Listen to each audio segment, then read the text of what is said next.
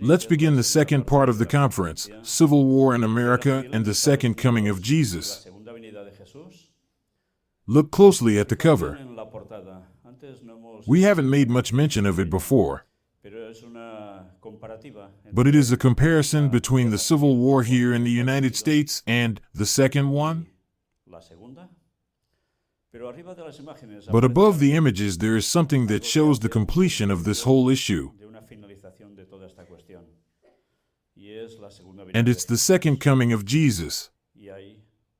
And there are some numbers right underneath. Well, we'll see something about that today as well. This second part is going to move us into totally prophetic territory.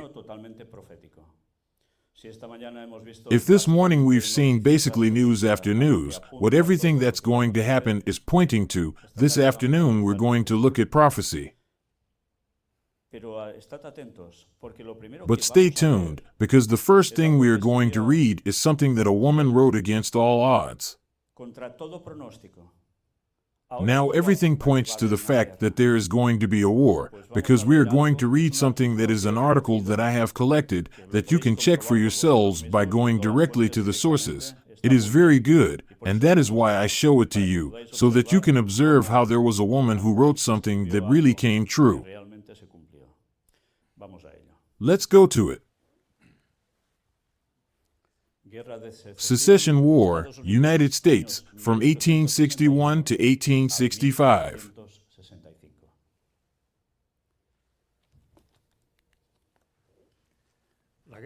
The American Civil War.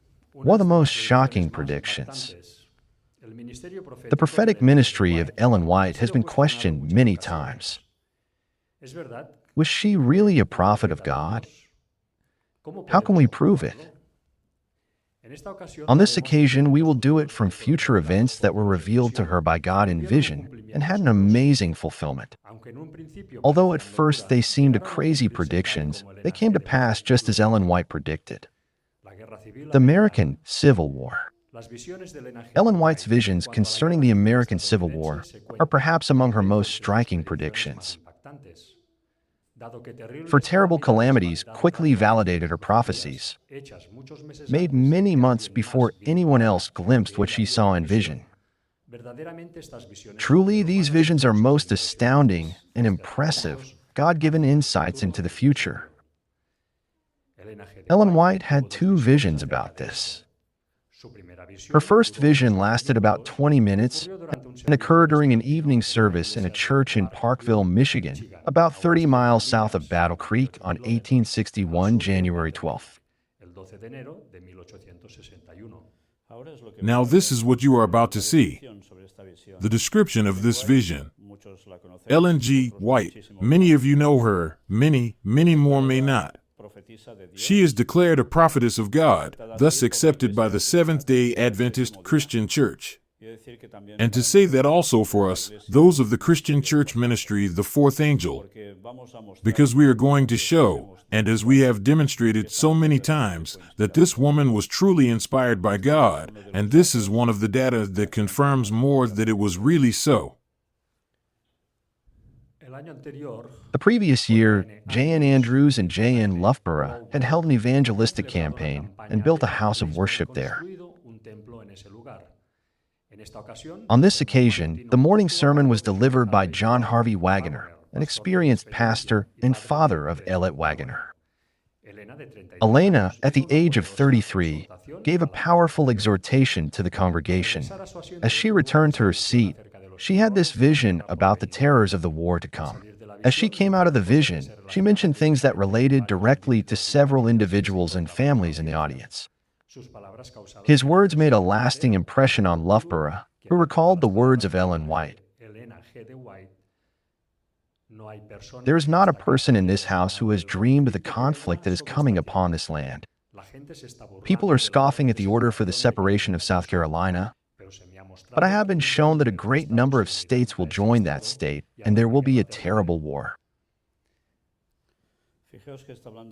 Notice it's talking about South Carolina. We're now very close there, where it's practically the beginning of it all. Now look how it is describing this whole situation. At that time, few people in the United States foresaw something so long and so bloody. This vision was dated exactly 3 months before the war began on April 12, 1861. Most thought the conflict would be resolved with as little drama as possible. The almost universal belief here is that we shall have no war. Thomas Cobb of Georgia said in mid-February as he prepared the Confederate Constitution. Abraham Lincoln declared in Philadelphia, "All this time I have felt justified in concluding that the crisis, panic, and anxiety of the country at this time is artificial." Look at what Abraham Lincoln himself came to think. He believed that this could really be stopped, but he spoke of the anxiety of the country as being somewhat artificial. But these words could go even further, because he really knew that this had been provoked. It was not a circumstance that just happened. He knew about the moment of the Jesuits. However, Ellen G. White said, "I have seen great armies from both sides gathering on the battlefield. I heard the roar of the cannon and saw the dead and dying on each side," and added, "In this house there are some who will lose sons in this war." Notice what a blunt statement. He was certainly taking a gamble, already saying this, stating that some in that place would lose their sons in that war. And she was talking about dead cannons, dying men on each side. It was already clear to him that there were two sides very clearly delineated. Now back to this point, there is a secondary aspect to this view. A physician, who was also a spiritualist medium, was among the congregation that day. He had heard about Mrs. White and her visions, and had boasted that if he was ever present when she was in vision, he could bring her out of her vision in a minute. While she was in vision that day, James White explained her condition and gave the opportunity to examine her to those who wished to do so. Remember that James White was Ellen White's husband, and here at this time was something really special. That spiritualistic medium who was a physician, he boasted that he knowing the spiritualistic subject, that Ellen White was a sham, an absolute sham. And look how it all came to pass, and who was exposed.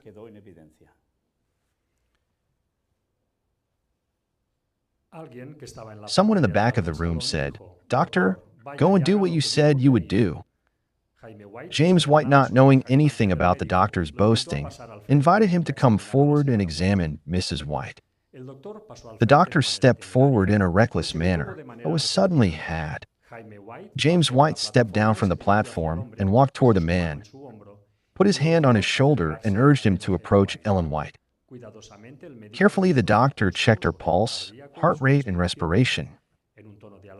In a tone of alarm, he declared, "Pastor, her heart and pulse are fine, but there is no breathing in her body." He hurried away toward the exit, where those near the door had already blocked him, and said, "Go back and take her out of his vision as you said you would." James White, already understanding everything, asked the doctor to share with the audience the result of his examination. Those near him asked, "Doctor, what is the matter?" "Only God knows," he replied. "Let me leave this house." And he left. Look how interesting, because she was precisely accused of a diabolical matter, or it was fraud, or it was a diabolical matter. And someone who was precisely in the satanic field of spiritualism, look at the conclusion she came to. Yes, she had a pulse, heart rate, she was breathing. Was she breathing? She wasn't breathing. She should be dead, shouldn't she? She was not. She was in vision. Well, the result speaks for itself. Spiritualism did prove to be a fraud, a satanic fraud. Judge Osborne, who was a local judge, was also at the meeting. His wife was a Sabbath Adventist observant. The judge told Loughborough, "It was evident to all of us that the spirit controlling the doctor as a medium and the spirit controlling Mrs. White in vision had no mutual sympathy." Next to the judge sat Mr. Shellhouse, proprietor of a huge woolen mill. His father was an elder of an Adventist church in Cologne, 6 miles from there. These two men looked at Loughborough and shook their heads in denial when Mrs. White related the vision. They scarcely realized what she meant when she said that some in this house will lose children in this war. The second vision concerning the Civil War occurred in Roosevelt, New York, the weekend of August 3rd to 4th. After James White gave a short dissertation, Ellen White also spoke briefly and then was caught up in a vision that lasted about 10 to 15 minutes. This vision is recorded in Testimonies for the Church, Volume I, pages 264 to 268. In Gemma's reprint, it is on pages 239 to 243 under the heading Slavery and War. Of all the accounts, none in the early part of 1861 has such a preview of the Civil War as Ellen White. For example, note these contemporary quotes. The New York Times around May 1, 1861 said, "Let us do the work fast, a strong, active, harmony work. We'll do our work effectually in 30 days. Notice now, because here it begins to mention words that contradicted that there could be conflict. If Abraham Lincoln is balanced in the position he holds, this war will end in January 1862. Harper's Weekly, 1861, May 4th. Like others, Lincoln cherished the hope that powerful advances into Virginia and down the Mississippi would end the fighting in 1862. In the fall of 1861, General William Sherman pressed Simon Cameron, U.S. Secretary of War, to immediately deploy 60,000 troops and an aggregate of 200,000 to meet future demands.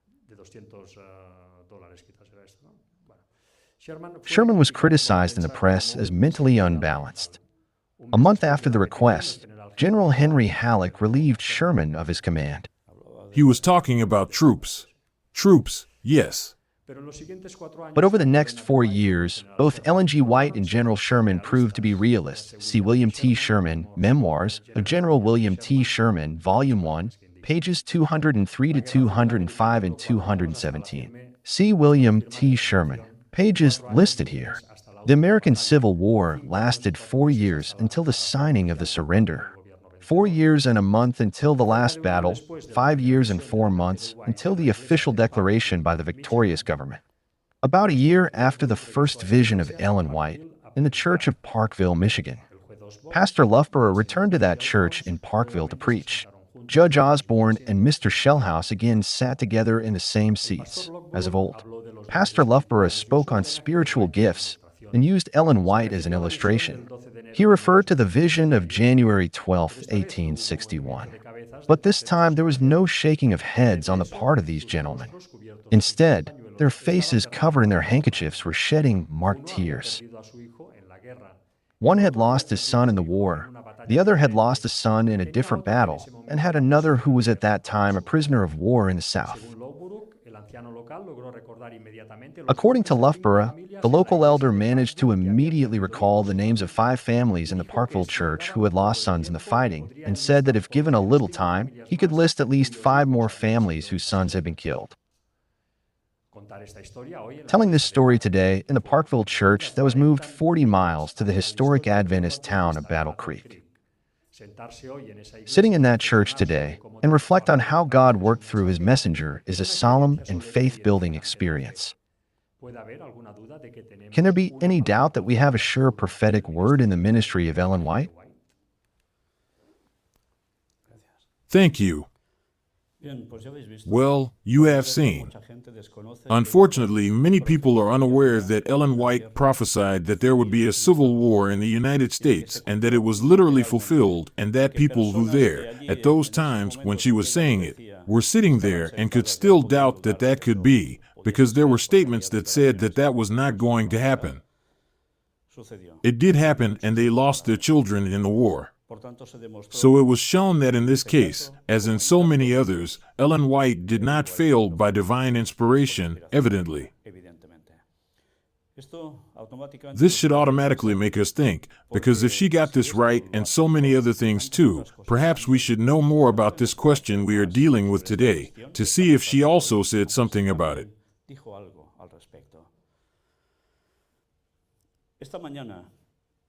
This morning you noticed that we showed a statement by Donald Trump in which he said that the Constitution could be or get out of the way, if necessary.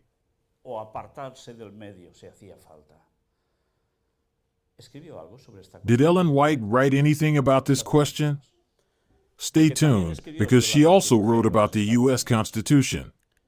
Let's go to the book The Great Controversy, perhaps the most excellent book she ever wrote. She herself said it was the one that should be the most widely circulated in this world. And here in this book we can find history that normally you are not going to find in schools, nor in high schools, nor in universities, hardly also in libraries, but it is history. And the traces can be followed perfectly from history because she herself cites many places where what she says is written, it is verifiable. Well, among that history today we will see something. Well, if you notice, in this book, which is the one that came out in Spanish with more diffusion, it was called The Christian Home Library, the series, the collection, there was the Great Controversy. We are going to show you here the pagination of this book. On page 295, look what it says about the Constitution. The framers of the Constitution recognized the eternal principle that man's relation with his God is above human legislation and his rights of conscience inalienable. Reasoning was not necessary to establish this truth. We are conscious of it in our own bosoms. It is this consciousness which, in defiance of human laws, has sustained so many martyrs and tortures and flames. They felt that their duty to God was superior to human enactments, and that man could exercise no authority over their consciences. It is an inborn principle which nothing can eradicate. You can see this already, documents in the Congress. And here you can find where it is. Therefore, above the Constitution, who should be obeyed? God? Conscience? Conscience is untouchable, each one's conscience. No one should impose himself on it, and the Constitution should recognize this principle. Page 441 onwards. Now she quoted a biblical text from Revelation. And he had 2 horns like a lamb. The lamb-like horns indicate youth, innocence, and gentleness, fitly representing the character of the United States when presented to the prophet as coming up in 1798. Among the Christian exiles who first fled to America and sought an asylum from royal oppression and priestly intolerance were many who determined to establish a government upon the broad foundation of civil and religious liberty. Their views found place in the Declaration of Independence, which sets forth the great truth that all men are created equal and endowed with the inalienable right to life, liberty, and the pursuit of happiness. And the Constitution guarantees to the people the right of self-government, providing that representatives elected by the popular vote shall enact and administer the laws.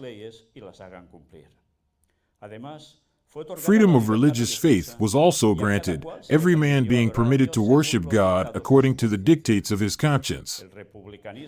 Republicanism and Protestantism became the fundamental principles of the nation. These principles are the secret of its power and prosperity. The oppressed and downtrodden throughout Christendom have turned to this land with interest and hope. Millions have sought its shores, and the United States has risen to a place among the most powerful nations of the earth. But the beast with lamb-like horns spake as a dragon. And he exerciseth all the power of the first beast before him, and causeth the earth and them which dwell therein to worship the first beast, whose deadly wound was healed, saying to them that dwell on the earth, that they should make an image to the beast, which had the wound by a sword, and did live. It is the text of Revelation 13 from verse 11 to 14. The lamb-like horns and dragon voice of the symbol point to a striking contradiction between the professions and the practice of the nation thus represented. The speaking of the nation is the action of its legislative and judicial authorities. By such action it will give the lie to those liberal and peaceful principles which it has put forth as the foundation of its policy. Notice that she is already stating something here. Will give the lie to those liberal and peaceful principles, the foundation of its policy. And what is that? The Constitution. The prediction that it will speak as a dragon and exercise all the power of the first beast plainly foretells a development of the spirit of intolerance and persecution that was manifested by the nations represented by the dragon and the leopard-like beast. And the statement that the beast with two horns causeth the earth and them which dwell therein to worship the first beast indicates that the authority of this nation is to be exercised in enforcing some observance which shall be an act of homage to the papacy. That is, the first beast. Therefore, it tells us that the Constitution will be affected. It tells us that when this happens, something is going to happen in the United States, and something is going to be imposed. Something that has to do with an observance with homage to the papacy. And what is that? We are going to see it. Such action would be directly contrary to the principles of this government, to the genius of its free institutions, to the direct and solemn avowals of the Declaration of Independence, and to the Constitution.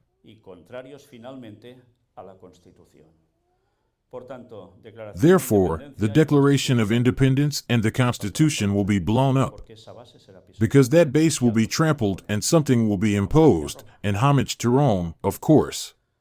The founders of the nation wisely sought to guard against the employment of secular power on the part of the Church, with its inevitable result, intolerance and persecution. The Constitution provides that Congress shall make no law respecting an establishment of religion or prohibiting the free exercise thereof, and that no religious test shall ever be required as a qualification to any office or public trust under the United States.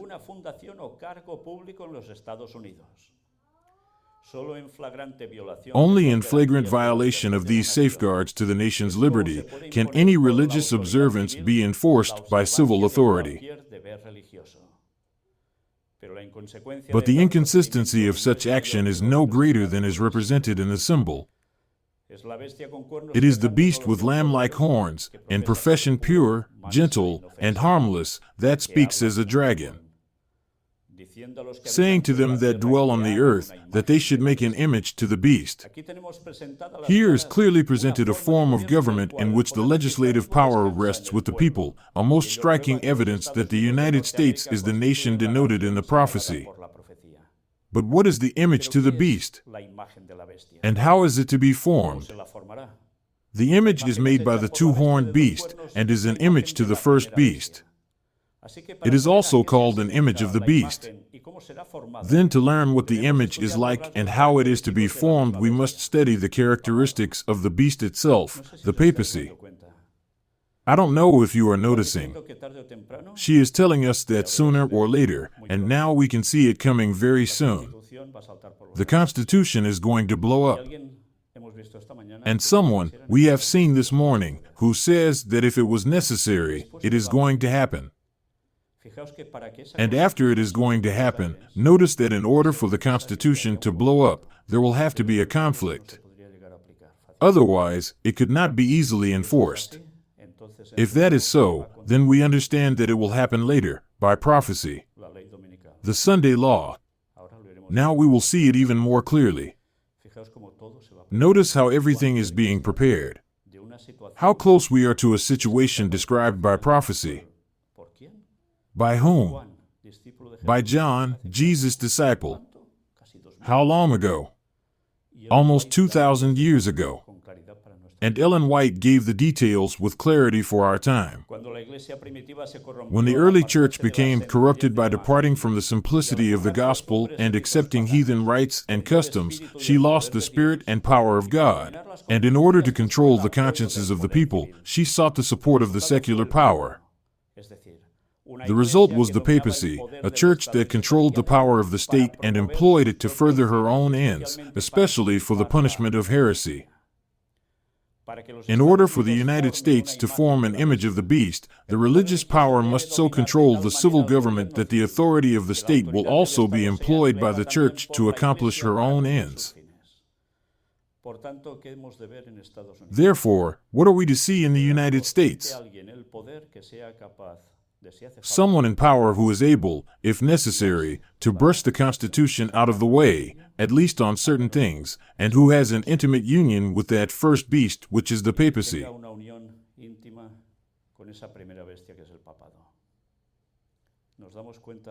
Do we realize where this whole movement is going?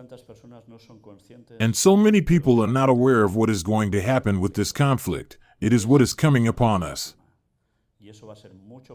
And that is going to be much worse than a much worse civil war, because the results will be to go against the authentic people of God.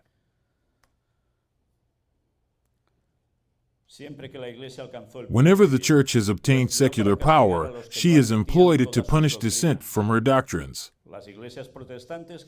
Protestant churches that have followed in the steps of Rome by forming alliance with worldly powers have manifested a similar desire to restrict liberty of conscience. An example of this is given in the long-continued persecution of dissenters by the Church of England.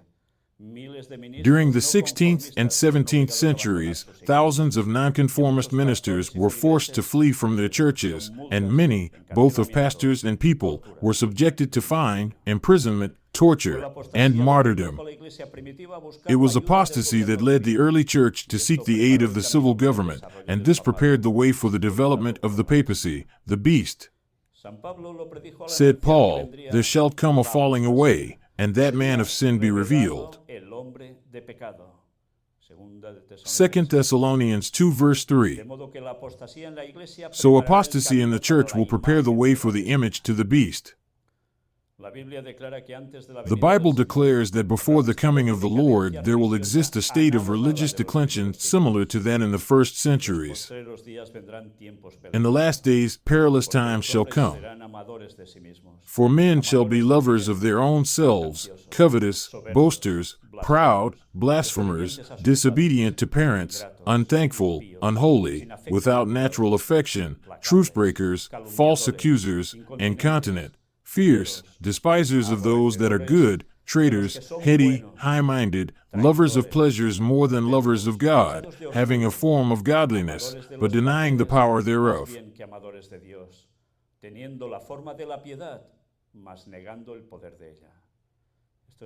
This is written in 2 Timothy 3 verses 1 to 5. Are we seeing how society is moving precisely in these parameters?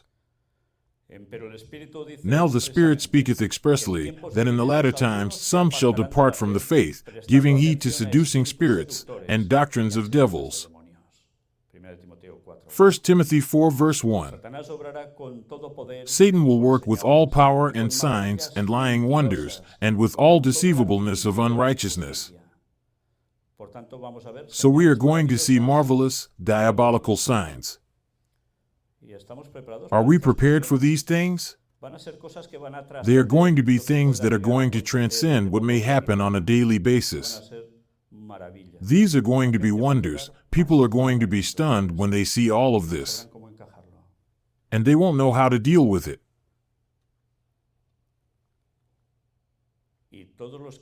And all that received not the love of the truth, that they might be saved, will be left to accept strong delusion, that they should believe a lie.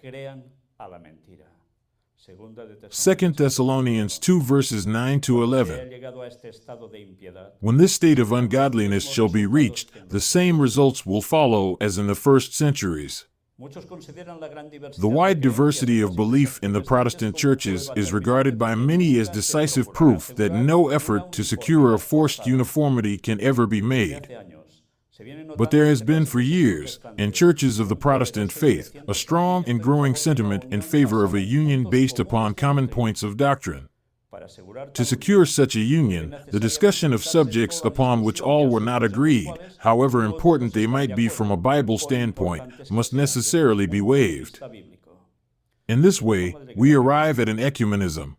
What unites us more or what separates us more? No, there are things that unite us more, that separate us. Therefore, let us look at that and the other things that may be problematic, however important they may be, we put them aside. This is the way of reasoning, and it is the one that is going to cause the Protestant churches to pass through the yardstick of Rome, of the Vatican. Charles Beecher, in a sermon in the year 1846, declared that the ministry of the evangelical Protestant denominations is not only formed all the way up under a tremendous pressure of merely human fear, but they live and move and breathe in a state of things radically corrupt, and appealing every hour to every baser element of their nature to hush up the truth and bow the knee to the power of apostasy.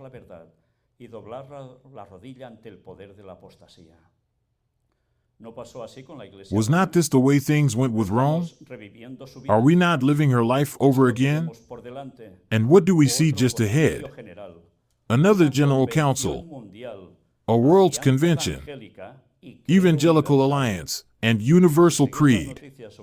And if you follow the news about ecumenism, you will see that this is a true reality. After so many years, this is what is coming out of the woodwork. And here is where this sermon is taken from. Sermon on the Bible, a Sufficient Creed, delivered at Fort Wayne, Indiana, February 22, 1846. When this shall be gained, then, in the effort to secure complete uniformity, it will be only a step to the resort to force. And have you noticed that more and more Protestant churches believe in the same thing, that there is one that is mainly dominating over the others? Do you know which church is the one that is growing more than all the others everywhere? They call themselves Protestant. You can say, the Lutherans, these ones, the others. Which are the ones that are advancing the most? The Pentecostal churches, which are getting all those who used to believe and call themselves evangelicals to accept practically all their positions, and where more and more we are seeing a manifestation of what they call the power of the Holy Spirit, which when we analyze this, it turns out that it is not. But Satan is moving very well. Well, they are working for something, and for something they are going to achieve their purpose. And pay attention to what she says now. When the leading churches of the United States, uniting upon such points of doctrine as are held by them in common, shall influence the state to enforce their decrees and to sustain their institutions, then Protestant America will have formed an image of the Roman hierarchy, and the infliction of civil penalties upon dissenters will inevitably result. Imagine the approach, civil war. Civil war by blowing up the Constitution, at least enough so that they can start working directly for the Sunday law, openly. Union of Protestant churches that theoretically are not theoretically subject to Rome, but it turns out that if you follow the news and stay tuned to the next news that we will show you, not here, but follow them on our website or live, and you will see what work the papacy is doing now to get this to be a fact. Synod of synodality, we have dealt with it in conferences. Do you know what is something that started last year, was stopped because it would have a second part, and now this very year in October it is going to continue and it is going to conclude? And where the Pope has said that the primacy of the Pope is going to be changed, because he is going to be an equal among the others, but yes, directing things.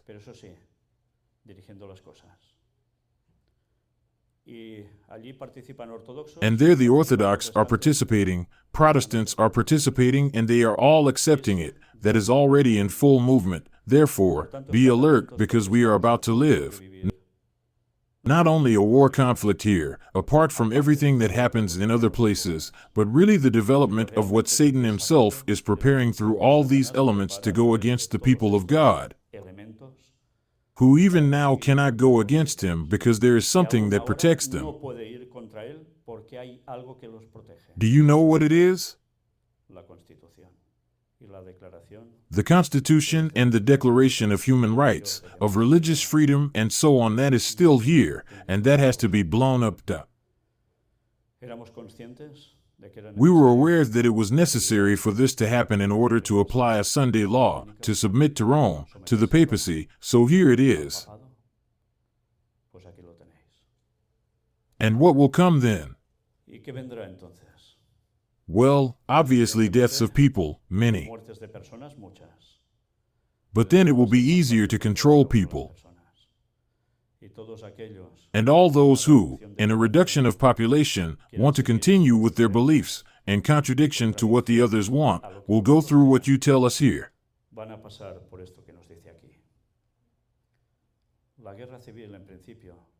Civil war in principle, some may think it's good because look, this way one will rule, the other will rule, and that's it. This is a provoked conflict, having raised two political leaders to generate civil war, and to be able to give a solution accordingly.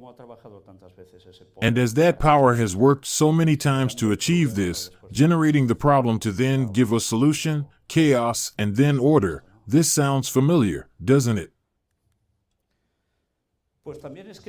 Well, she also wrote about fireballs falling, and I am talking about Ellen White, about Nashville in Tennessee, where we are going to go, God willing, tomorrow. You will say, well, what does this matter now? What does it have to do with the Civil War issue? Well, pay attention because now we are going to read some quotes from Ellen White, which precisely describe different visions that she had speaking of fireballs, some of them even big ones, that you will see what they can cause in that place.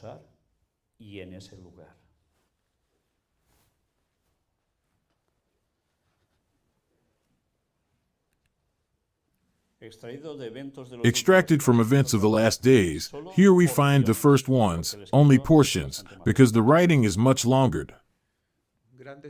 Great balls of fire. Last Friday morning, just before I awoke, a very impressive scene was presented before me. I seemed to awake from sleep, but was not in my home.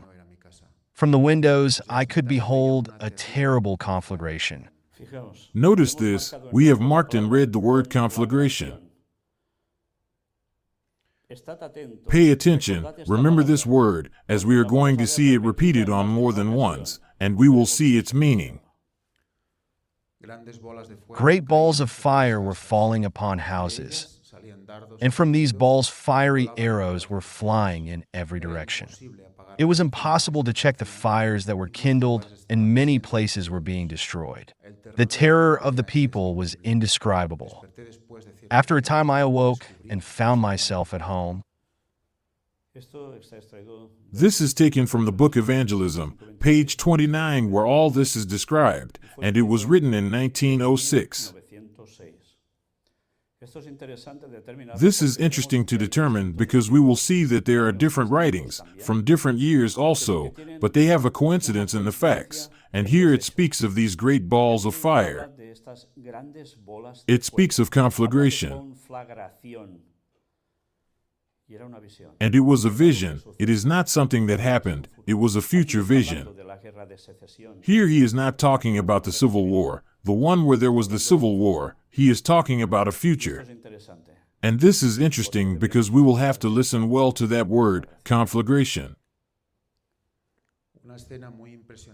I saw an immense ball of fire fall among some beautiful mansions, causing their instant destruction. I heard someone say, "We knew that the judgments of God were coming upon the earth, but we did not know that they would come so soon." Others, with agonized voices, said, "You knew. Why then did you not tell us? We did not know." This appears in Testimony Treasures, Volume 3, page 296, written in 1909. Let's see that it is very similar, one description over the other, but it should make us think because here, someone knows that this was going to happen and does not say so. Perhaps in the plural speaking of more than one person, and in the others in a reproachful tone, you who knew these things, why didn't you say anything? We didn't know. Something has gone wrong here, hasn't it?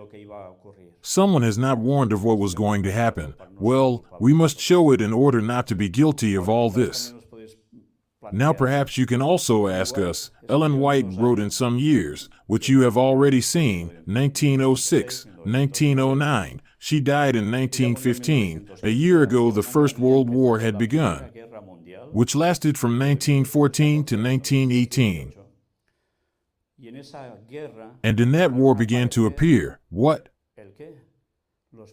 The first airplanes, which bombed by dropping bombs by hand from the airplane, flying, they dropped a bomb, and it went bang, and it killed relatively little affected area.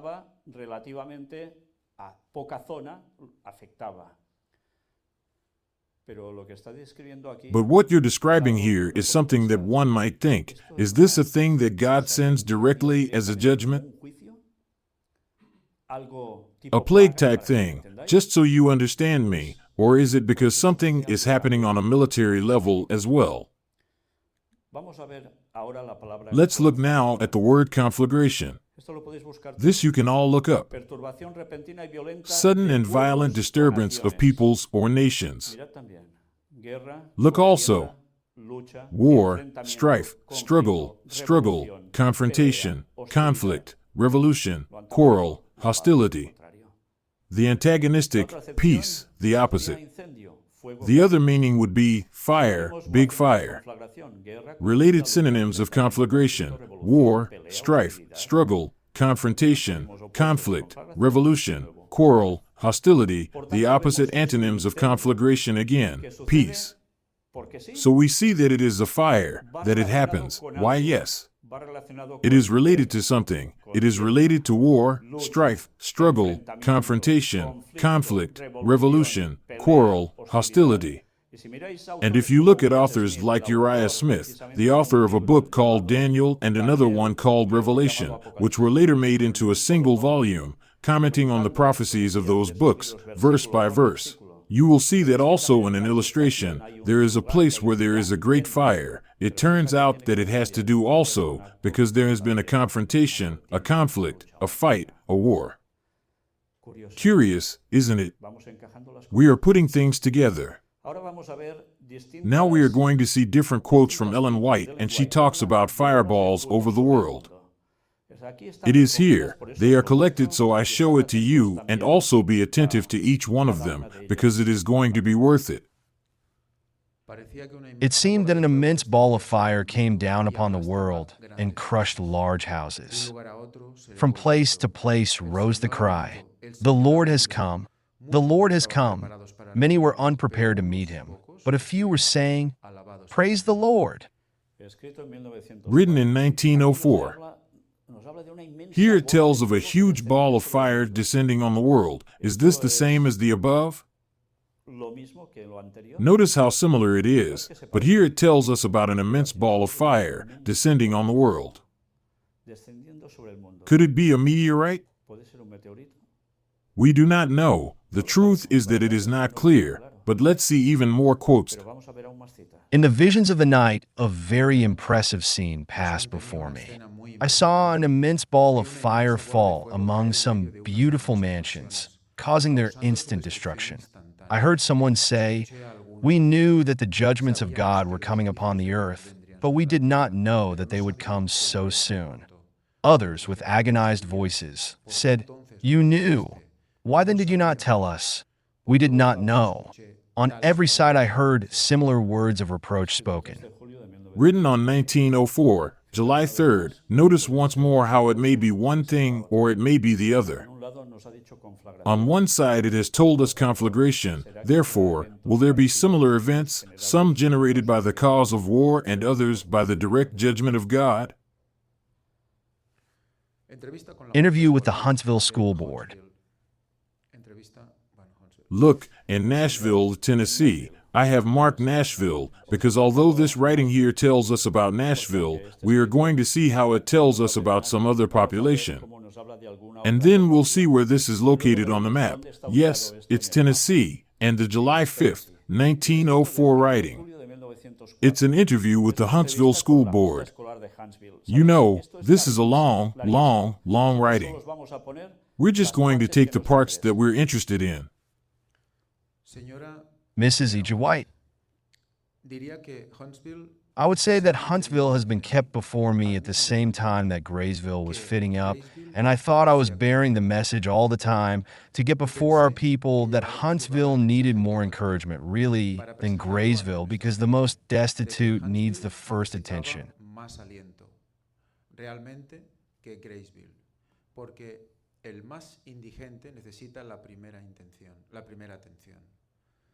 Had I been at Huntsville and seen its situation, I should have taken on a stronger burden.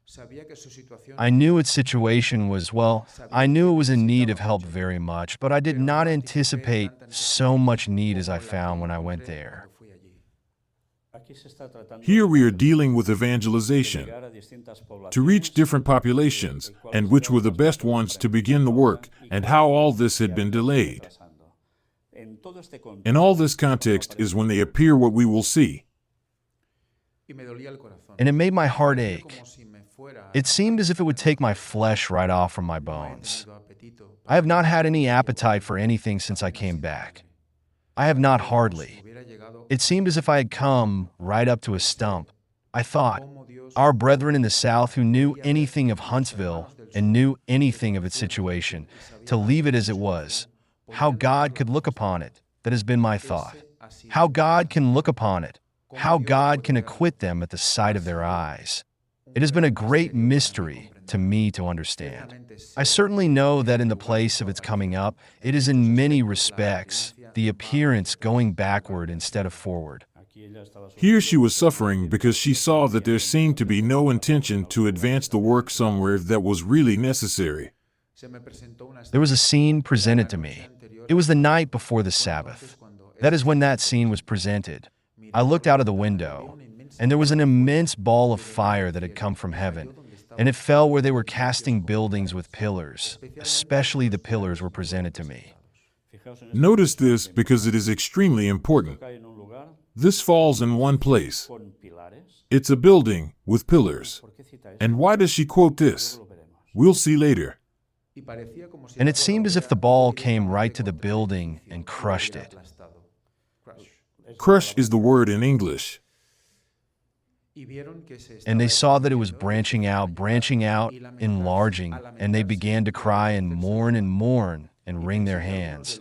And I thought some of our people stood by there saying, well, it is just what we have been expecting. It is just what we have been talking about. It is just what we have been talking about. You knew it, said the people. You knew it and never told us about it? I thought there was such an agony in their face, such an agony in their appearance. Pay attention because here she gives us the description of practically the same thing we have seen in other previous quotes, but he tells us about that building, those columns in particular. He remarks it is interesting. And she says, you see, once again, you knew it and never told us about it. In the next scene, I was a room where there was a company sitting around as we are here. And there was one of authority that stood there, and he had maps, and he took the map, and he put it into the hands of one, and had him look at it. There were little fine rays of light from heaven that seemed to be coming down, and they were all prepared to absorb the whole vicinity around. It seemed as if light was going to be given in the whole vicinity around, and then that was struck right out. The light was struck out. There was not the message of warning given to that city that ought to have been given years ago. And then that city, he pointed out, and another city, that ought to have had the light of life in the southern field. Therefore, we see that these visions that she has are precisely in that context. A concern to give the gospel to the camps in the south. There had been civil war. The southern area was the one that still supported slavery, the north, theoretically, the liberation, and they were worried because the cities that were left in those states that had had a bad time, that had lost the war also as a consequence, there was the concern, because there were people who wanted to give the message to many of that population, who were black and others were still opposed. Yes, it still took time to be clear that the gospel should be for all. But it is also true that Ellen White, given the circumstances, was telling them that they had to go city by city, one after another, giving that message that had not been given.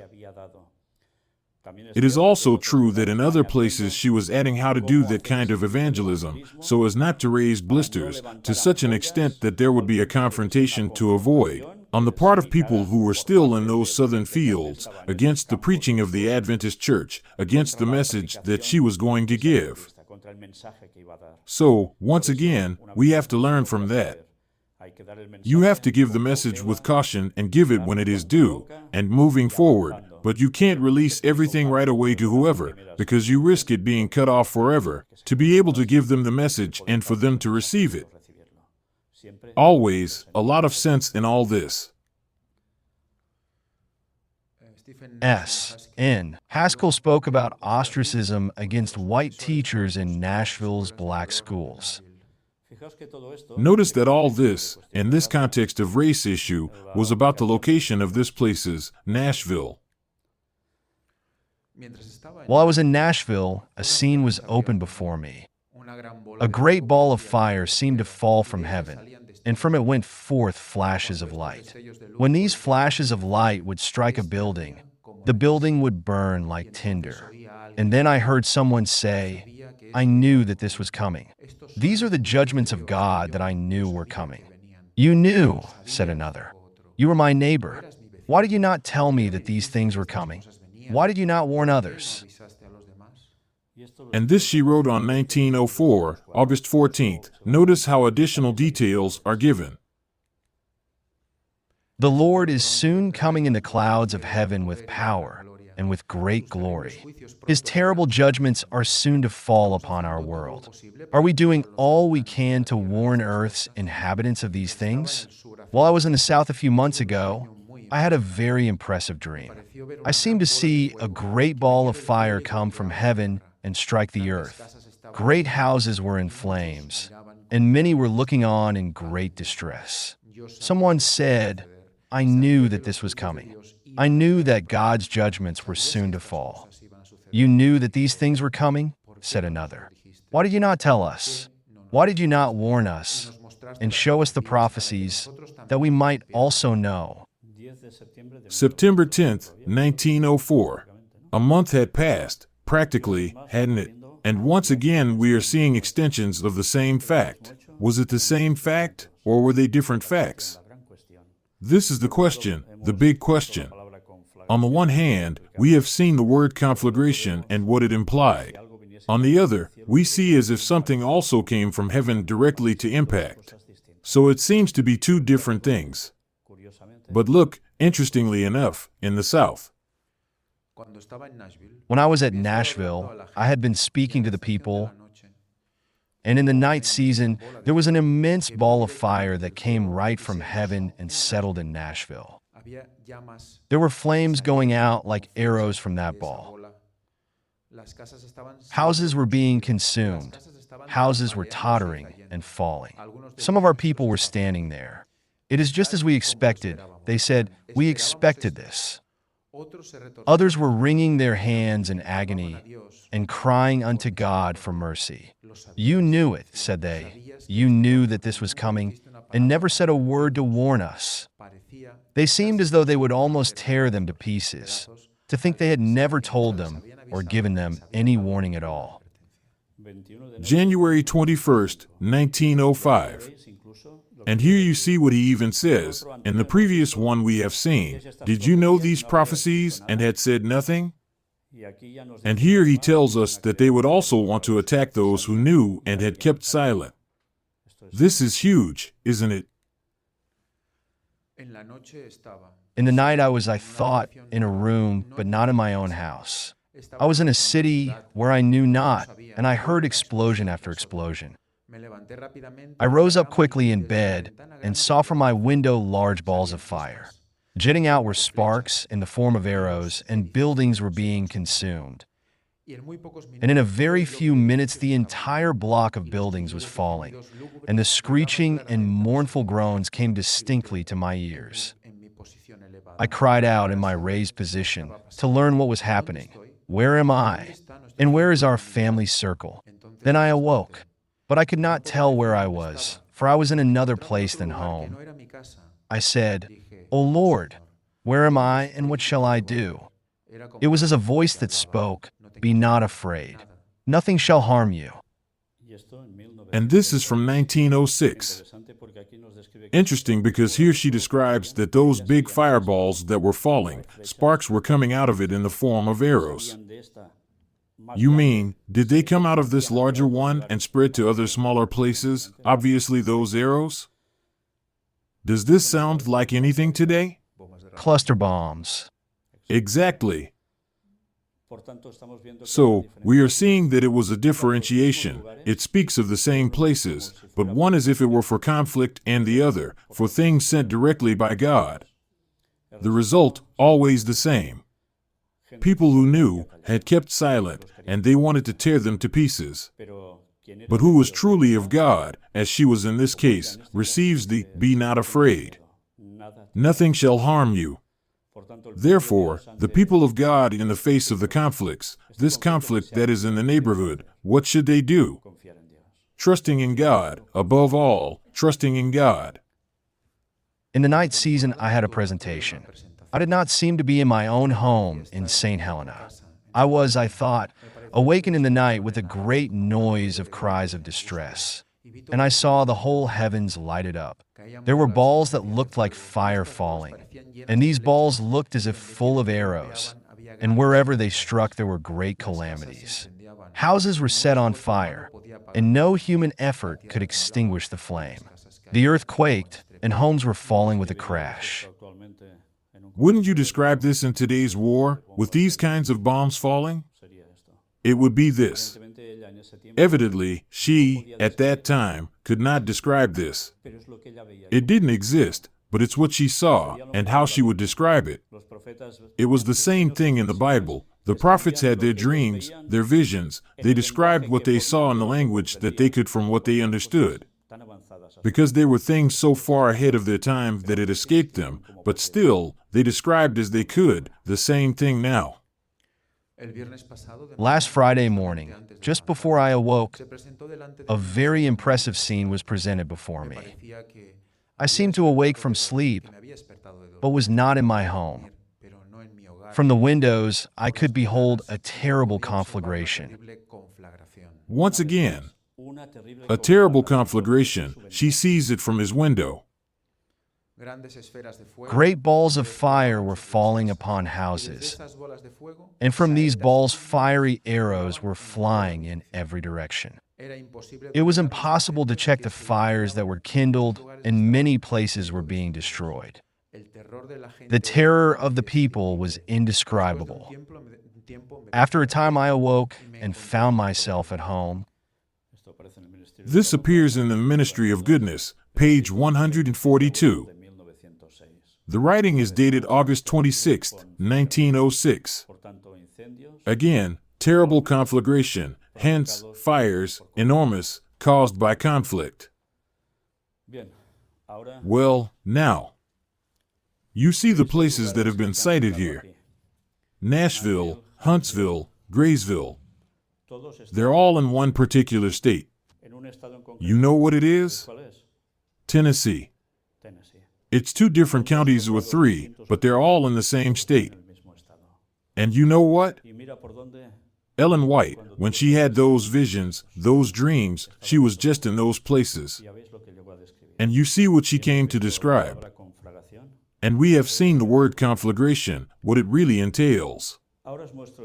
Now I show you this temple. Have you ever been to that place in Tennessee?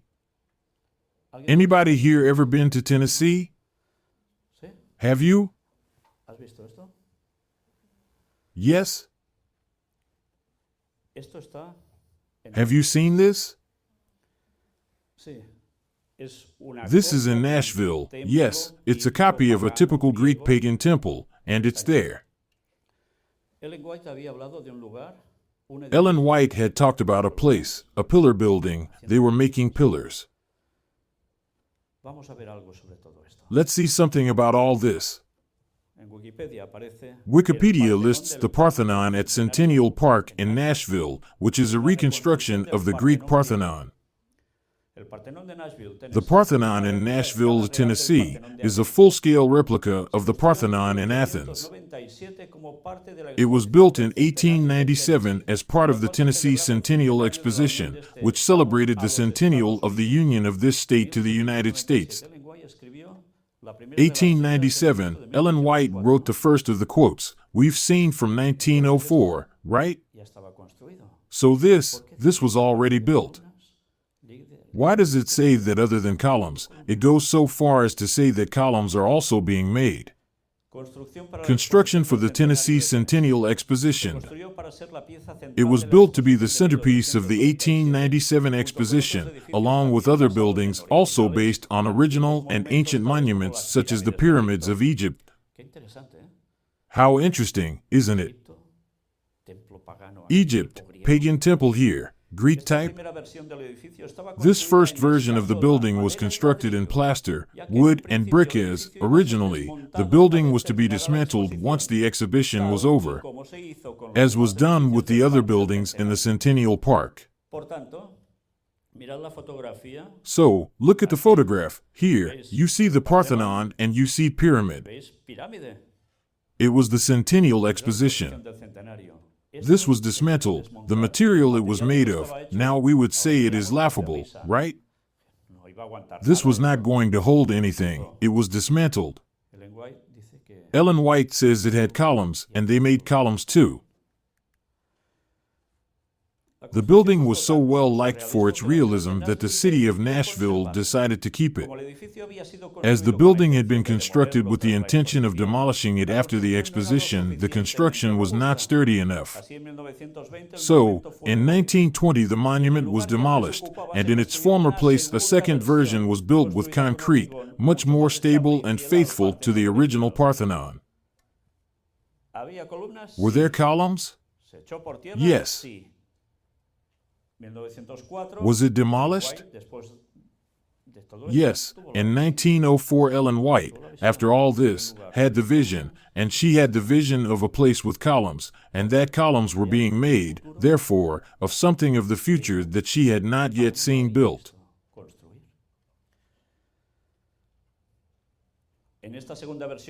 This second version involved numerous specialists who studied the Parthenon of the Acropolis of Athens and the Elgin marbles, which are currently in the British Museum, making plaster reproductions of the same that are molds of the original sculptures that adorned the Athenian Parthenon, which date from 438 BC. In addition, the monument has a polychrome decoration equal to that which in theory possessed the original. This replica of the original Athenian Parthenon serves as a tribute to the original monument, considered the pinnacle of classical Greek architecture. But what's in there? Is it empty? Now, the little surprise comes out. The little surprise is coming. Statue of Athena Parthenos. The reconstruction of the statue of Athena Parthenos, created in 1990 by Alan LaQuire, is the centerpiece of the Nashville Parthenon, an imitation of the one that was to be in the original Parthenon of ancient Greece, which was created by the Greek sculptor Phidias. So, a reproduction of that pagan goddess has been made and placed there.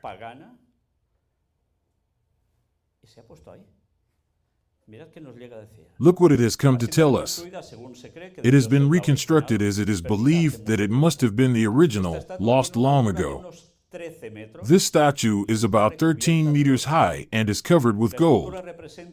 The sculpture depicts the goddess Athena Parthenos dressed in armor and helmet, with a shield on her left arm, a small statue representing the goddess of victory in her right hand, and a colossal serpent rising between the goddess and her shield.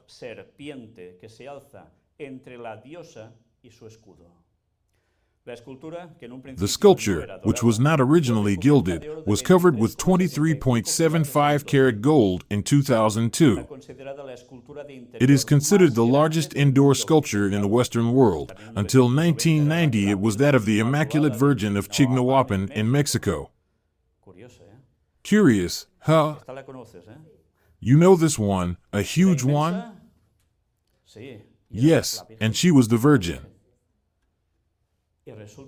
And it turns out that there is a goddess that is bigger and covered with gold, and she is a goddess, she is a woman too. Does all this sound familiar to you from what we have been saying that we have been documenting in different countries? This is shocking. At the time of defining its final measurements, the decision was made that visitors should be at the height of the sculpture's feet, which makes them feel very small in front of the goddess. Oh, the goddess has to be big. You are miserable. Here she is and compared to a human being. The reconstruction of the statue of Athena Parthenos as it looks today. You see, what is here, in her hand, in the palm of her hand, the goddess of what?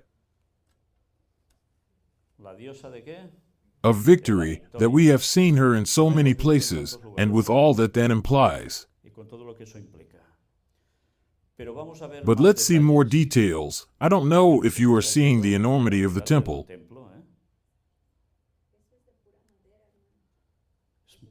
Is it pure wood?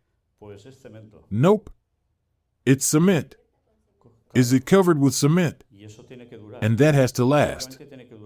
Theoretically, it has to last. And they don't allow taking pictures. Well, we're going to go there, God willing. And we'll have to do something. Today, the Parthenon remains the centerpiece of Centennial Park, a large public park west of downtown, and is used as a museum with 4 art galleries. This art museum has 63 paintings by 19th and 20th century American artists as a permanent collection, donated by James M. Cowan.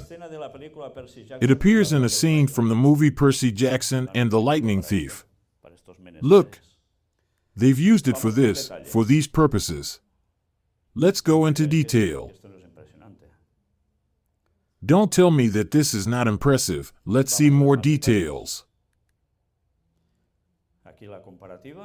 Here is the comparison with the human being, but let's see something else. The snake, this huge snake.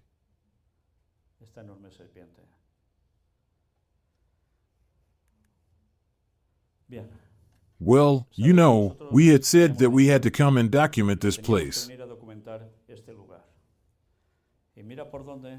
And look where, thanks to God, someone from here moved us to organize some conferences here, and thanks to that, it has helped us to be able to come, first going to Canada, to be able to document questions about the Jesuits, which has been excellent what we have found, excellent for what we were looking for. We have come here to make the conferences.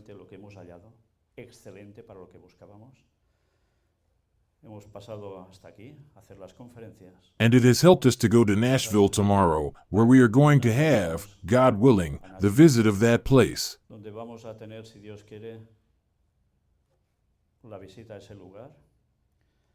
Because maybe all of you do not know it, but we have been after a goddess for a long time now, not because we worship her, far from it. But because what we are demonstrating is that there is a cult that comes from the beginning of time, from the creation, practically from the entrance of sin, where Mr. Cain, as you all know, was dedicated to transmit some occult knowledge to the people before the flood.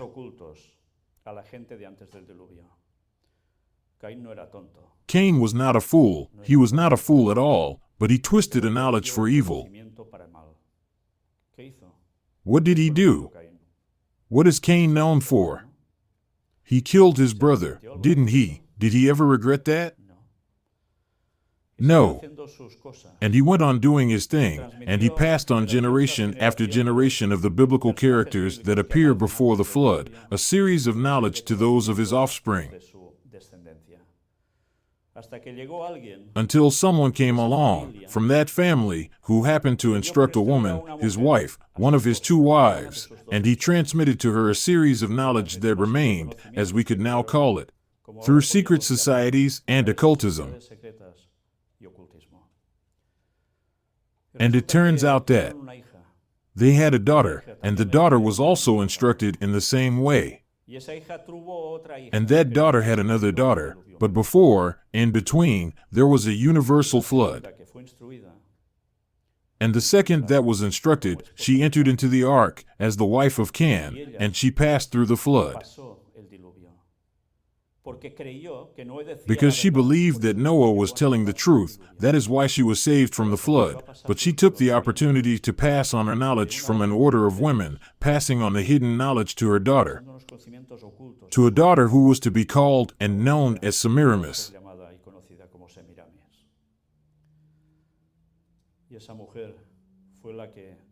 And that woman was the one who dedicated herself to spread also, together with her mother, the occult knowledge about a goddess who was revered because she had managed to pass a flood.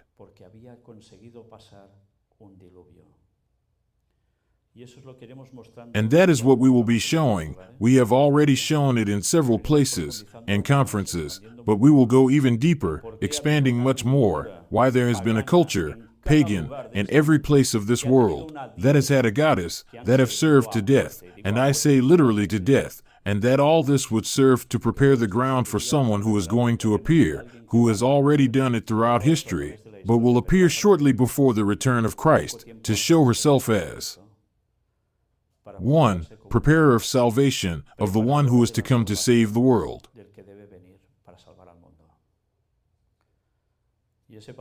And that role of that goddess, someone transmitted it and camouflaged it, passed to Christianity, and they gave all those concepts, titles of that goddess to a woman, who was an enormous woman, wonderful. That's why she was chosen by God to be the mother of Jesus.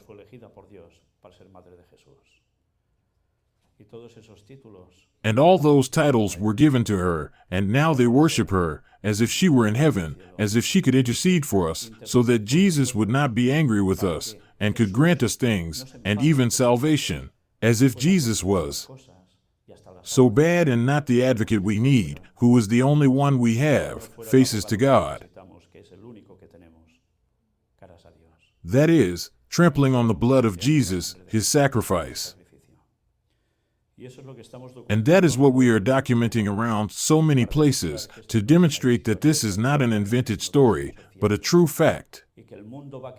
And that the world is going to be captivated by a woman again, captivated. And that woman is going to give way to the entrance into this world of the false Messiah, of Satan impersonating Jesus Christ himself. And that is going to be before the second coming of Jesus. And if we do not know all these things that we are showing, we are not going to know anything. And those who already believe that they know everything, especially, and now I am especially addressing the Seventh-day Adventists, who are the religion that has more light on the Word of God, who believe that they do not need anything else because they are already rich. They have become rich, and I am speaking at a spiritual level. They do not want to know these things, and do not know that there is a biblical text which says that he will come to deceive even the very elect, chosen ones. They will fall, for despising this message. And this is not a joke. And unfortunately, Adventists should have come here, and quite a few of them, and they are not here. Because someone told them that they had better not come, because this is bad. Well, you know what awaits you if you stay in Adventist churches. That's what awaits you, sadly. But if you are going to go, give them the message, and whoever is of God, may the Lord choose him and take him away, because he is going to end up fatal like the rest of the Protestants we have seen here. Very sad. Well, having said that as a parenthesis, we have to say that we still have to do something else in Tennessee. It's a series of interviews. One of them is with the widow of Ron Wyatt, who discovered Noah's Ark, who discovered the Ark of the Covenant, who showed that there was also the blood of Jesus, which is still alive, and so many other things. That's what we've come for. We're not here on an excursion. We've come for work. And also to interview those who are still connected with Mr. Wyatt. We hope to extract many important things to show the world, which I really believe the world needs to know, because there is prophecy about that also. But that is another story. Ellen White also wrote about Armageddon, and we already said it was Armageddon. We showed it. But okay, let's get to this. Testimony Treasures.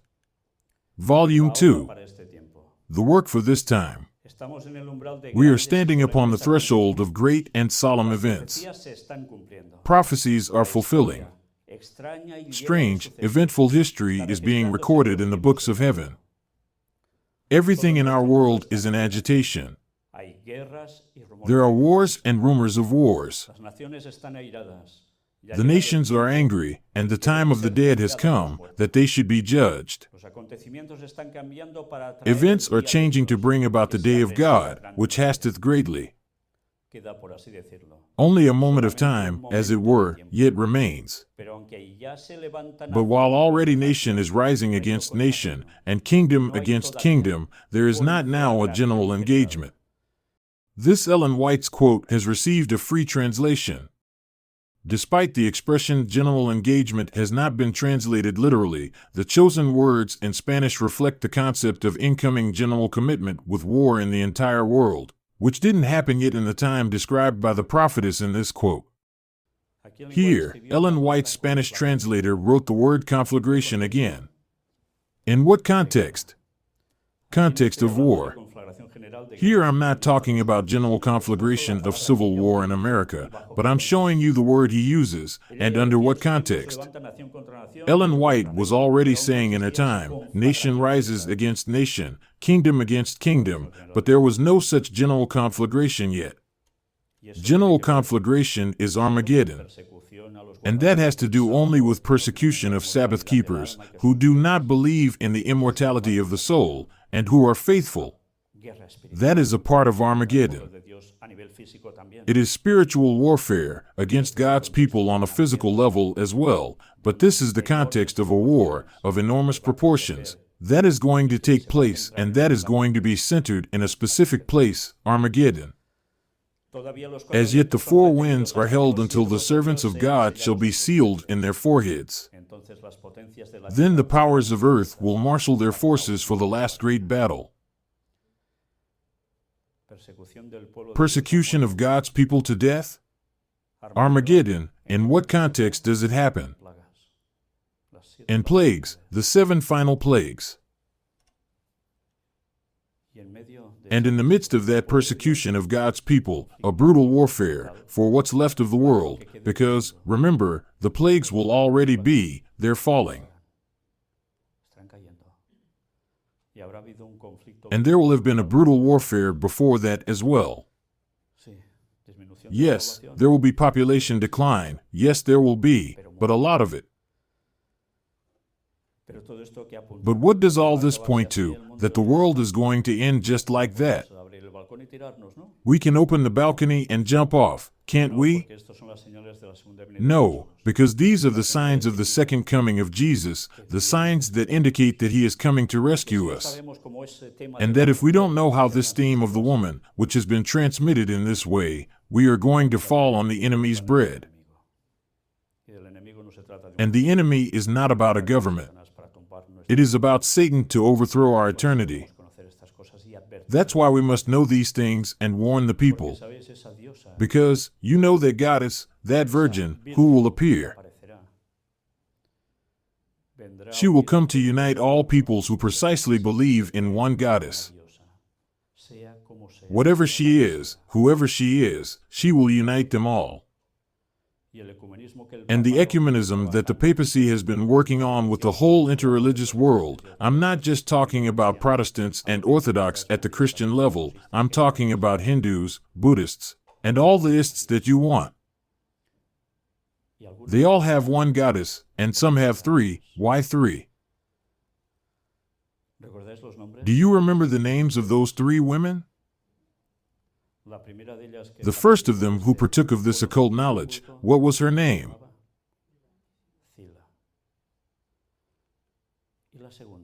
And the second, his daughter, Naamah, the wife of Can. The first wife of Lamech, the bad one, not the good one. They were both named Lamech. And the third one, Semiramis. And that spread after the flood through all the cultures, adopting a very similar belief, and it has reached our days, and it will reach the very end. And if we don't know this, and we don't tell people about it, they will continue to worship the wrong thing, because they are in satanic territory, and they don't realize. And the Virgin of the moment can perform miracles, yes, but have you seen what we have presented? There will be lying miracles on the part of Satan and his devils. And who will not fall for it, when the human being will surely fall for it through the senses? Only if we are well grounded in the prophetic word of truth and in full communion with God can we get out of it. Otherwise, forget it. And it is salvation that is at stake, the salvation of each one of us. And speaking of that conflict, we have presented this numerous times over the years. Daniel 11 verses 40 to 45 tells us, "And at the time of the end shall the king of the south push at him, and the king of the north shall come against him like a whirlwind, with chariots, and with horsemen, and with many ships, and he shall enter into the countries, and shall overflow and pass over.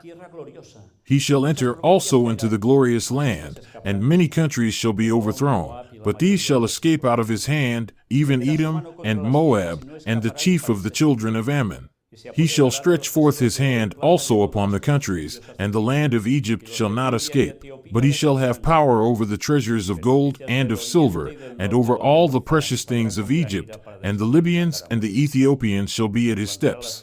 But tidings out of the east and out of the north shall trouble him. Therefore he shall go forth with great fury to destroy, and utterly to make away many. And he shall plant the tabernacles of his palace between the seas and the glorious holy mountain, yet he shall come to his end, and none shall help him." And this we have already shown how from the famous 9/11 in 2001, it was fulfilled. But beware, because history is still going to repeat itself. This is a process with some details still missing. And that is that we will see that someone gets. Here it says, "He will plant the tents of his palace between the seas and the glorious and holy mountain." The authentically well-translated version is, "between the seas." So Mediterranean Sea, Dead Sea, what is there? Israel. And the text says, "on the glorious and holy mountain." What is the glorious and holy mountain? It is in Jerusalem, the place where there had been the temples of the Lord, and where now they want to raise the third temple in Jerusalem, and that, as we have shown and demonstrated, precisely the conflict in Israel is based for this, because they want to raise the third temple, and that is a totally satanic objective. Because that is where the papacy must go, which has sought this for so many years since the Crusades, and has never succeeded, and that is where Satan himself will also settle, pretending to be Christ. But in order to do that, to make it possible, it was first necessary to have the conflict that is going on. Have you seen it? Have you heard it on the news around here? Has anyone told you about it? Have you not? They talk about so many dead here, so many dead there, an attack here, another attack there. Have they told you the real target of all this? No. Well, the Vatican, the Jesuits especially, working to make that conflict a fact, and secret societies set up with them, obviously, to generate confrontation on one side against the other. And there was a letter from 3 world wars that talked about that, written so many years ago, and it happens to be happening just as it was written. By divine inspiration? No. By satanic agenda? Yes. And that is what is happening. And the war in Ukraine, why is it happening? Are they telling you why? We also show it and demonstrate it.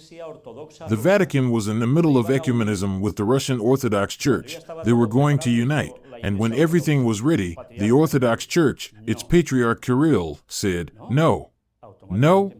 Automatically, the war starts. What a coincidence, isn't it? And we showed all the issues that had an implication with a prophecy from the book of Ezekiel, Gog and Magog. And that told us that the war from Russia would be a fact, that they would go to Ukraine and that they would not stop there either, but they would go on and reach Israel.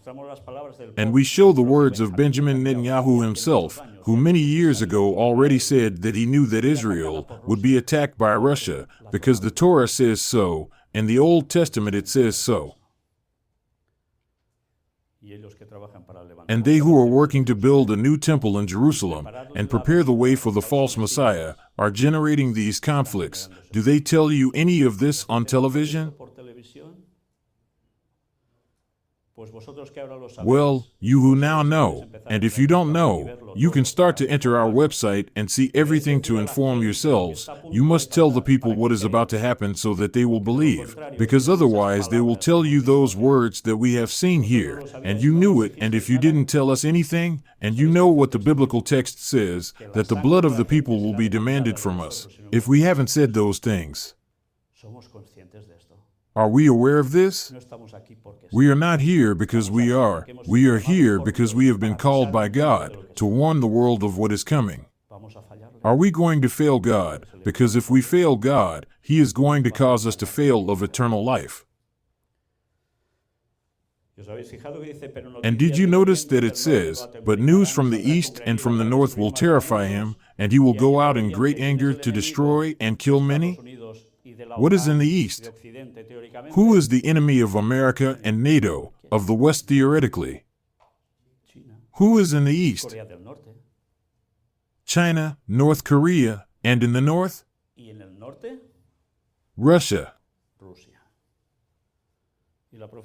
And prophecy told us 2,600 years ago. We have shown it and demonstrated it, and they still tell us. And sadly, I go back to the Adventists to say this is not so. This is all spiritual. And speaking of prophecy and what words prophecy uses, we have to say, no way. What we say is true, and it is proven. And I wish they were announcing this, which is what they were called to do, and they are not, but it does not end here. I said to you, shall we open the balcony and throw ourselves off? No, because when this happens, Daniel 12 verse 1 tells us afterwards, "And at that time shall Michael stand up, who is Christ himself, the great prince which standeth for the children of thy people, and there shall be a time of trouble, such as never was since there was a nation even to that same time. And at that time thy people shall be delivered, every one that shall be found written in the book." In the book of life, of course. So do we have hope of salvation? Of course we do. Don't open the balcony to throw yourselves off, but open the balcony to proclaim to the people that Christ is coming back and the signs are there. And that there are going to be wars and many people will die, and maybe some of us. If not for one thing, then for another, yes. But there is an eternal life, and people should have that hope because the world is in a mess, and time is running out. Yes, we have seen from the writings that when these things happened, it would be over. And when will that be? Well, he also wrote about the 6,000 years of history and the second coming of Jesus, and by biblical chronology, as Pastor Luis, is also demonstrating. It turns out that there is a whole biblical chronology, which determines that from the creation until now, 6,000 years have already passed, but from the entrance of sin until the end, the second coming of Jesus, 6,000 years have not passed. And you will say, how is that? It is very easy. Because it is proved by the data that Adam lived 33 and a half years, and sin came in, and then he fell, not before. and that Jesus lived 33 and a half years and died. He lived the same as the first Adam, therefore he is the second Adam, but there is a great difference. He did not sin, and he will save us. And about the 6,000 years chronology, I can tell you Ellen White is also writing about 6,000 years continuously, and Jesus would come. I don't show you this anymore, because we have shown it so many times, and you can see it in the lectures we have presented. But I am going to show you this, going back to the great controversy. On page 327 of this book, in the chapter, A Significant Prophecy, on the previous page there is a diagram, an outline of the 2,300-day prophecy. If you don't know what that's all about, go into the Bible studies that we've presented, you'll see it there. She writes this, she quotes Daniel's prophecy. In the midst of the week he shall cause the sacrifice and the oblation to cease. In AD 31, year 31 on the Christian era, 3.5 years after his baptism, our Lord was crucified. And some will say, how is that? If he died when he was 33.5 years old, how does it go here in 31? That's because Christ was not born in the year 0, which did not exist, but he was born a few years earlier. With the great sacrifice offered upon Calvary, ended that system of offerings which for 4,000 years had pointed forward to the Lamb of God. Type had met antitype, and all the sacrifices and oblations of the ceremonial system were there to cease. There was no longer any point in going on with the temple questions. Why? Because Christ had fulfilled the prophecy, the symbolism of the ceremonial law. And look, when does it say that 4,000 years have passed since that event? Just when Christ dies on the cross. Year 31, 4,000 years passed. The prophecy of the 6,000 years, which if some don't know is found in Genesis 1:1, read in Hebrew, which reads much better. The content in English we read, in the beginning God created the heavens and the earth. And okay, that's all well and good, but we're not going to get carried away, are we?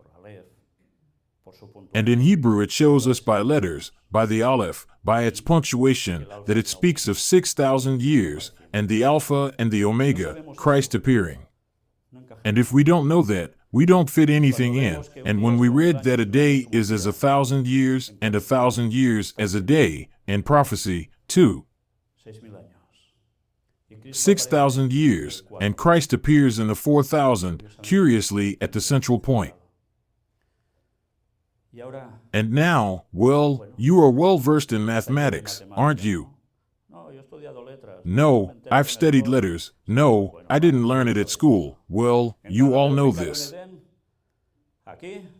The entrance of sin into Eden, 4,000 years pass here, and here year 31 of the Christian era of Christ, the crucifixion of Christ. If this is 4,000 years from here, and this happens in the 31st year, if we add 2,000 more years, where does it leave us? 2031, second coming of Jesus. You don't have to be a mathematician. Any child who can count a little bit can figure it out, and God's people, who must be so smart in biblical and prophetic knowledge, can't figure it out? No, but of that day and hour knoweth no man. Right? What they wield so much, and do not know that the text says something else, when it is well translated. No man gives to none but the Father. And in the end, the voice of God will be the one that will announce the day and hour, but the rest is already known, and we have no excuse, and all those who say, no, it will come in 2027. Let me tell them that they can sit down now, because 2027 will come, and they will see many conflicts and many stories, but they will not see the return of Christ. And all those, it cannot be known. Yes, it can be known. You want to know. It is another story. It can be proven, yes. And now it is up to you to decide. Do you want to be a sheep and be lost, or do you want to heed the word of God and be saved? There is no alternative and there is no excuse. It is proven, and we have done it for years and years, and no one has been able to contradict it. No one. They have said a lot of nonsense, but no one has been able to counter it, and the signs point to the fact that this really is so, yes or yes. Do you want more facts? A more specific diagram? Well, here it is for those of you who don't know that yet, that in the autumn of 4004 BC was the creation. And this was already said by someone that you're translating the book, right? James Ussher, and somebody else too, Sylvester Bliss, historian of William Miller, the one who did the Adventist movement, and it's all proven. We have no excuse. And now knowing all this, knowing that Jesus is coming back on the Feast of Tabernacles or Sukkot for the Jews between September and October of our calendar, Gregorian, of the year 2031, are we not going to tell the people? And are we not going to tell them that the signs that all this is happening, and they're going to see it right in front of them, right under their noses what we have said, are we not going to tell them that this ends well, if you will, for whoever wants to be saved? So that is our message. And yes, we can get in tune with God, because we can know a lot of prophecy. But if we don't live the truth and share it, we're going to run out. Are we real Christians, or are we one-day Christians? And a few hours. Or not even that. Well, it's about time we did what we should do. The world needs that message, and God has not sent angels to communicate it. He has put the truth in His people, handed down from generation to generation, until it reaches us, the last generation of this world. Do we want to be of this generation? If not, we are finished. Now let each one decide. You have seen the evidence of all that is coming. You have arguments to give the message to the world, and many will react. Others will continue to say no. It is inevitable. Those who will be saved are in the minority. People do not want salvation deep down because they do not want to change their lives. Let each one self-analyze, but the message is given, and let God do what He can with His own. Maranatha, the Lord is coming in the year 2031. God bless you.